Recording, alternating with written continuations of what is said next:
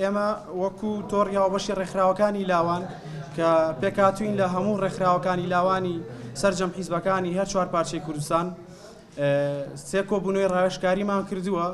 و لە ئەنجامی ئەم سێ کۆبوونەوەی ڕێکەوتین لەسەرەوەی کە ئەم تۆڕە ناوێکیە بێت تۆڕی هاوبەشی ڕێکخراوەکانی لاوان و لەسەر 5 خاڵی هێڵی گشتی وەستاوین لە داهاتووە کاری زیاتر و جدیتری لەسەرەکەین پێمان باش بۆ ڕاگەاندەکانی ڕابگەێنین و ئەو خاڵانەشی کە لەسەری ڕێکەوتوین یەکریزی نەتەوەی کورد و پشتگیری کۆنگرەی نەتەوەی و سەرکەوتنی کەنەکە و دوو بەرەنگاری گۆڕینی دەستوری عێراقی فیدراڵ ببینەوە کە بە شێوەیەک بێت لە دژی گەلی کورد نەبێت و قازانجی گەلی کورد بێت. سێم کۆکردنەوەی توانستی گەنجان هەوڵبین لە بواری ئەدەب و چاند و کولتورە و پەروەردەییە لە ڕاستیە